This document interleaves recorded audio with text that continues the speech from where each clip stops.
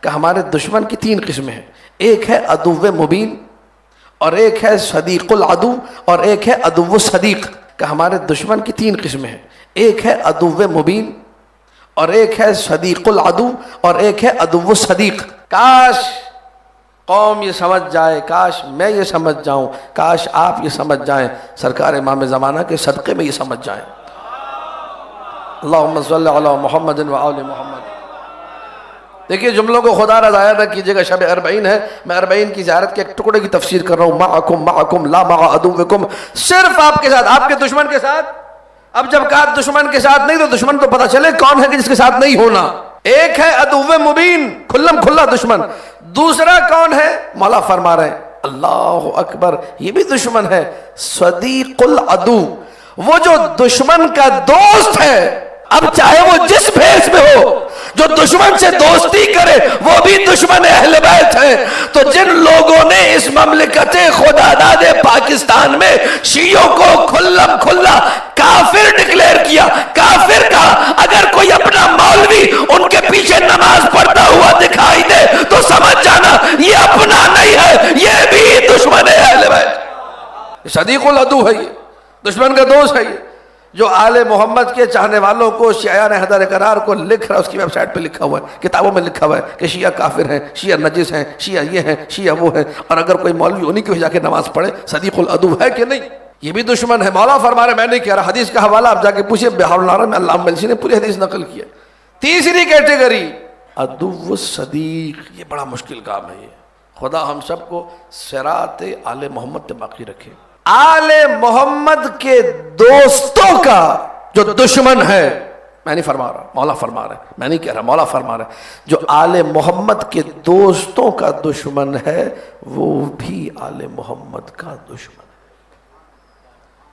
دیکھیے یہ واقعاً حساس ہے، سینسیٹیو ہے، بہت خطرناک ہے. یہ یہاں سے سمجھ میں آتا ہے کہ ہمیں آل محمد کے دوستوں کی معرفت بھی حاصل کرنی چاہیے، آل محمد کے دشمنوں کا بھی ہمیں پتہ ہونا چاہیے، تاکہ دشمن سے دشمنی رکھیں، دوست سے دوستی کریں.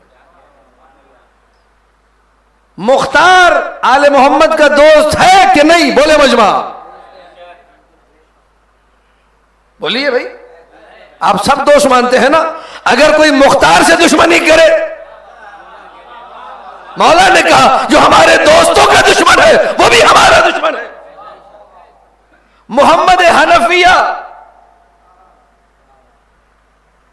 امام حسین کے وصی ہیں، امام حسین نے اپنا وصی بنایا ہے، وصیت کی ہے، مدینے میں چھوڑ کے گئے. محمد حنفیہ کا مقام عند اللہ شامخ و عظیم. اگر کوئی محمد حنفی سے دشمنی کرے، علی کے بیٹے سے دشمنی کرے، حسین کے بھائی سے دشمنی کرے، حسین نے جس کو وصیت کی، اگر کوئی عبداللہ ابن جعفر تیار سے دشمنی کرے، اگر کوئی آل محمد کے سارے چاہنے والوں کو کسی اور ہی نگاہ سے دیکھے، اسے پتہ ہی نہ ہو کہ یہ ہے کون، اس کے بارے میں آپ کیا کہتے ہیں؟ کیا یہ آل محمد کے دوستوں کا دشمن ہے کہ نہیں؟ اس سے خیر کی توقع نہ رکھی جائے. فَمَعَكُمْ مَعَكُمْ کا پیغام، لا مع عدوکم کا پیغام یہ ہے کہ اپنی دوستی کو آل محمد کے ساتھ اتنا خالص کرو کہ صرف انہی کی خاطر پیار ہو اور انہی کی خاطر نفرت ہو. جو ان کا ہے اس سے ہمارا تعلق ہے، جو ان کا نہیں ہے اس پہ ہم لعنت بھیجتے ہیں. آج المیہ یہ ہے، پرابلم یہ ہے کہ بہت ساری چیزیں ایسی ہیں جو ہمارے اپنے مابین اختلاط کا شکار ہو چکی ہیں. کسی نے کچھ پڑھا، کسی نے کچھ پڑھا، عوام بیچاری پریشان ہے کہ یہ ہو کیا رہا ہے. جا کے دیکھیں میجورٹی شیعہ قوم کی احترام کرتی ہے حضرت ام حبیبہ کا، کہ ہم حضرت ام حبیبہ کا احترام کرتے ہیں جو ابو سفیان کی بیٹی تھی. کیوں احترام کرتے ہو تم؟ ایک عالم نے ایک روایت سنا دی، انہوں نے کس لب و لہجے سے سنائی تھی، سننے والوں نے کیا سنا؟ وہ روایت یہ تھی کہ ایک مرتبہ تشریف لائے ان کے بابا، تو انہوں نے اپنے بابا کو بستر رسول پہ بیٹھنے سے منع کر دیا کہ میں آپ کو رسول کے بستر پہ بیٹھنے نہیں دوں گی، تو اس لیے ہم سارے احترام کرتے ہیں. اچھا، آپ کی خدمت میں عرض ہے، عثمان کو جب قتل کیا گیا تو ان کی قمیص خونالود کرتا شام بھیجوانے والی حضرت ام حبیبہ، حاکم شام کی بہن ہے، امیر المومنین سے کوئی اچھا تعلق نہیں ہے. یہ پہچاننا ضروری ہے کہ کون کس کیٹیگری میں تھا. آج ہم لوگ ممبر سے ایک جملہ سنا، اپنا عقیدہ بنا لیا، نہ ہمیں دوست کی پہچان ہے نہ ہمیں دشمن کی پہچان ہے. معاملات بڑے خراب ہیں، ہمیں معلوم ہی نہیں ہے. آل محمد کے جو دشمن سے، جن سے آل محمد کا کوئی تعلق نہیں تھا، ہم نے دشمن کی بنائی ہوئی روایات کو ممبروں سے اتنا پڑھا انہیں بھی مشہور کر دیا، دوستیاں گڑوا دی، خامخواہ کی دوستیاں جن کا حقیقت سے کوئی تعلق نہیں۔ فلاں بندہ اس کے گھر کا محاصرہ ہو گیا، فلاں بندے پہ لوگ اٹیک کرنے والے تھے، اس نے کرپشن اتنی کی تھی، اس نے اشرافیہ پروری اتنی کی تھی، اس نے اقربا پروری اتنی کی تھی، اس نے اشرافیہ کو اپنی حکومت میں رواج اتنا دیا تھا کہ پورے اصحاب اس کے خلاف ہو گئے، چاروں طرف سے آوازیں بلند ہونے لگی۔ پھر کیا ہوا؟ پھر امت نے گھر کا گھیراؤ کر لیا، محاصرہ کر لیا کہ اس کو تو ہم ماریں گے، اس کو چھوڑیں گے نہیں۔ پھر کیا ہوا؟ پھر امیر المومنین نے حسن حسین کو بھیجا کہ تم جا کے اس کا دفاع کرو۔ پھر کیا ہوا؟ حسن حسین دفاع کرنے پہنچے، پانی کی مشکیزیں لے کر گئے اور کہا کہ جی پانی آپ پیجیے، آپ پیاسے ہیں، بڑے دنوں سے آپ پیاسے ہیں، پانی پیجیے، ہم آپ کا دفاع کرنے ہیں۔ پھر کیا ہوا؟ پھر یہ ہوا کہ وہ حضرت کو مار دیا گیا۔ تو امام حسین نے کیا کیا؟ وہ جو دفاع کرنے گئے تھے وہ کیا ہوا؟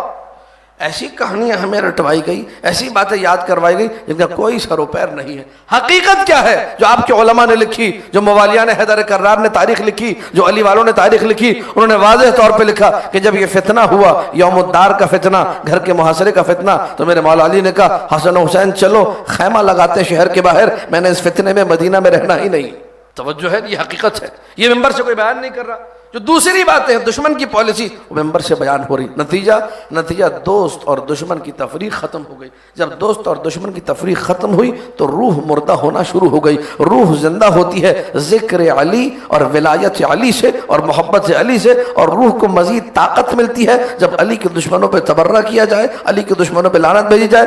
تولا پلس تبرہ روح کو طاقت عطا کرتا ہے۔ اِنَّا نَحْنُ نُحْيِي الْمَوْتَى کا مطلب یہی ہے، ہم مردوں کو حیات عطا کرتے ہیں۔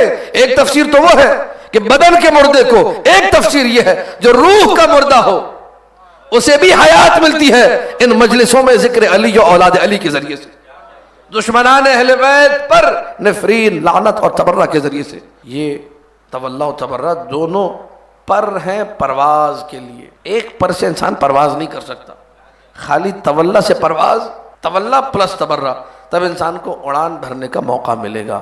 قرب الہی اگر حاصل کرنا ہے ان دونوں چیزوں کو ساتھ ساتھ لے کر چلنا پڑے گا۔ اِنَّا نَحْنُ نُحْيِي الْمَوْتَى، بے شک مردوں کو زندہ ہم کرتے ہیں۔